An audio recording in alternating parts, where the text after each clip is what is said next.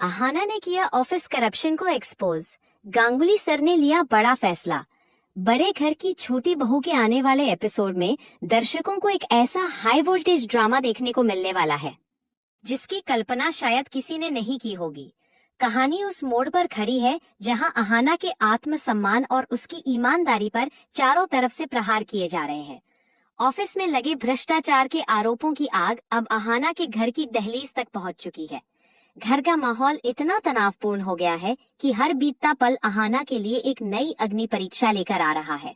विशेष रूप से पोल्टू, जो हमेशा से अहाना की तरक्की और उसके रुतबे से जलता रहा है, इस मौके को हाथ से जाने नहीं देना चाहता।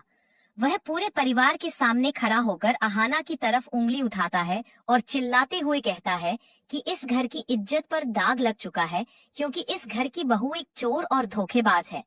पोल्टू के ये कड़वे शब्द अहाना के दिल को छलनी कर देते हैं, लेकिन वह चुप रहती है क्योंकि वह जानती है कि शब्दों से ज्यादा सबूतों की अहमियत होती है। घर के कुछ अन्य सदस्य भी शक की निगाहों से अहाना को देखते हैं, जिससे उसे अपनी ही जमीन खिसकती हुई महसूस होती है। अहाना को सबसे ज्यादा दुख इस बात का है कि जिस परिवार को उसने अपना माना, आज उसी परिवार का एक हिस्सा उसे अपराधी मान बैठा है। मगर इसी अंधेरे के बीच उम्मीद की एक किरण बनकर दुर्गा देवी सामने आती है। दुर्गा देवी न केवल अहाना की सास है, बल्कि वे उसके चरित्र और उसकी कार्य प्रणाली को गहराई से समझती है। जब पोल्टू अहाना को अपमानित करने की कोशिश करता है, तब दुर्गा देवी बीच में आकर उसे टोकती है और स्पष्ट शब्दों में कहती है कि सत्य को परेशान किया जा सकता है, लेकिन पराजित नहीं। दुर्गा देवी का साथ अहाना को वह मानसिक बल प्रदान करता है जिसकी उसे इस कठिन समय में सबसे ज्यादा जरूरत थी। परिवार के बाकी लोग भी, जो अहाना की सच्चाई से वाकिफ है, धीरे धीरे उसके समर्थन में खड़े होने लगते हैं। अहाना अपनी आंखों में आंसू लेकर अपनी सासू माँ की ओर देखती है और मन ही मन यह ठान लेती है कि अब वह चुप नहीं बैठेगी। उसे एहसास होता है कि अगर आज वह अपनी बेगुनाही साबित नहीं कर पाई, तो न केवल उसकी नौकरी जाएगी, बल्कि उन सभी महिलाओं का सपना भी टूट जाएगा जो उसे अपना आदर्श मानती है। वह पूरी रात जागकर अपने लैपटॉप और पुरानी फाइलों को खंगालती है। उसे पता है कि रूपा और उसके सहयोगियों ने बहुत चालाकी से सबूत मिटाए हैं, लेकिन अहाना को अपनी बुद्धिमानी पर पूरा भरोसा है। वह डिजिटल फुटप्रिंट्स और उन बैंक ट्रांजैक्शंस की कड़ियों को जोड़ती है जो रूपा ने फर्जी वेंडर्स के नाम पर किए थे। अगले दिन की सुबह अहाना के लिए किसी युद्ध के मैदान में जाने जैसी होती है। वह सफेद साड़ी पहने, माथे पर छोटी सी बिंदी और चेहरे पर अटूट आत्मविश्वास लिए ऑफिस पहुंचती है। ऑफिस का गलियारा फुसफुसाहटों से भरा हुआ है। रूपा और उसके साथी एक कोने में खड़े होकर मुस्कुरा रहे हैं। उन्हें लगता है कि आज अहाना की विदाई तय है। कॉन्फ्रेंस हॉल में सन्नाटा पसरा हुआ है, जहां जांच कमेटी के सदस्य गंभीर चेहरों के साथ बैठे हैं। गंगोली सर की नजरों में एक निराशा है, क्योंकि उन्होंने अहाना पर भरोसा किया था। जैसे ही कार्यवाही शुरू होती है, रूपा सबसे पहले उठती है और अहाना के खिलाफ गवाही देना शुरू करती है। वह बेहद नाटकीय अंदाज में कहती है कि अहाना ने अपने पद का दुरुपयोग करके अपनी सास की टीम को फायदा पहुंचाया और ऑफिस के फंड में हेराफेरी की।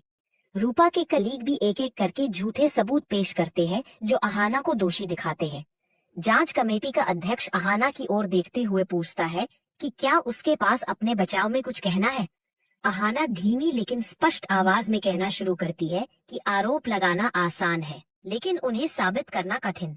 वह एक पेन ड्राइव निकालती है और उसे सिस्टम से कनेक्ट करती है। स्क्रीन पर अचानक कुछ ऐसी तस्वीरें और कॉल रिकॉर्डिंग्स चलने लगती हैं, जिन्हें देखकर रूपा के चेहरे का रंग उड़ जाता है।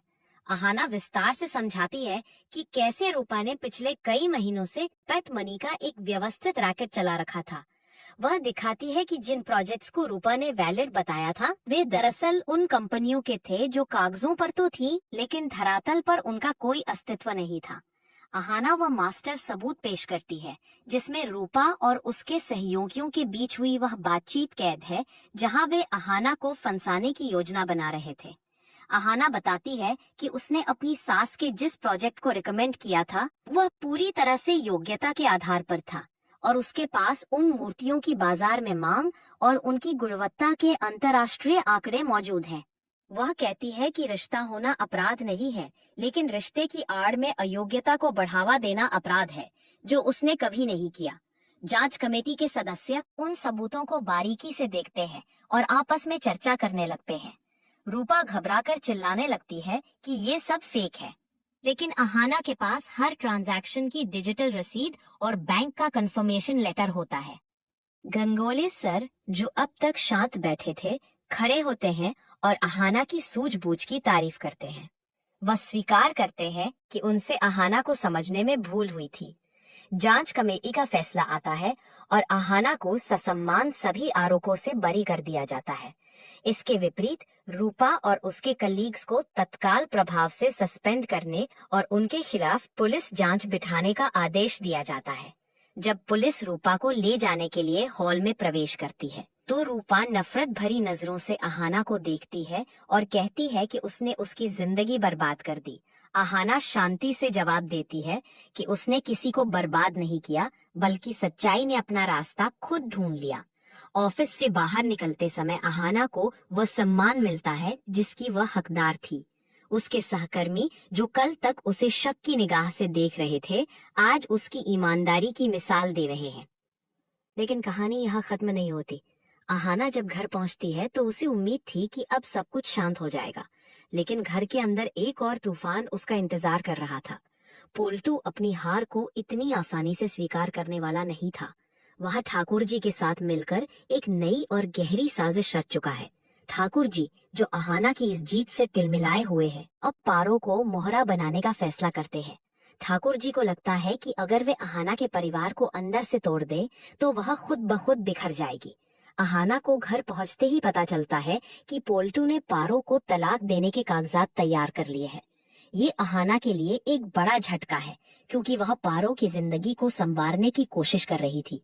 अहाना समझ जाती है कि ऑफिस की जंग तो उसने जीत ली है, लेकिन घर की शांति और पारो का भविष्य बचाने के लिए उसे एक बहुत बड़ी लड़ाई लड़नी होगी। पोल्टू घर के आंगन में खड़े होकर घोषणा करता है कि वह ऐसी औरत के साथ नहीं रह सकता जिसकी बहन अहाना ने उसे सबके सामने जलील किया है। अहाना समझ जाती है कि यह सब उसे नीचा दिखाने का एक तरीका है। दुर्गा देवी भी इस स्थिति को देखकर परेशान है, लेकिन वे अहाना को संकेत देती है कि वह हिम्मत न हारे। अहाना पारो के पास जाती है और उसका हाथ थामकर उसे विश्वास दिलाती है कि वह उसे टूटने नहीं देगी। अहाना को अब यह साबित करना होगा कि वह केवल एक सफल प्रोफेशनल ही नहीं, बल्कि एक रक्षक बहू और बहन भी है। आने वाले एपिसोड्स में यह देखना दिलचस्प होगा कि कैसे अहाना ठाकुर जी के अहंकार को चकनाचूर करती है और पोल्टू के इरादों को नाकाम करती है। क्या वह पारो को उसका खोया हुआ अधिकार दिला पाएगी? क्या वह अपनी बेटी के भविष्य को इन साजिशों से बचा पाएगी? बड़े घर की छोटी बहू की यह यात्रा अब एक ऐसे मोड़ पर है जहां हर कदम पर खतरा है और हर रिश्ते की अपनी एक कीमत है। अहाना की यह लड़ाई अब केवल भ्रष्टाचार के खिलाफ नहीं, बल्कि उस पितृसत्तात्मक सोच और नफरत के खिलाफ भी है जो उसे और उसके अपनों को कुचलना चाहती है।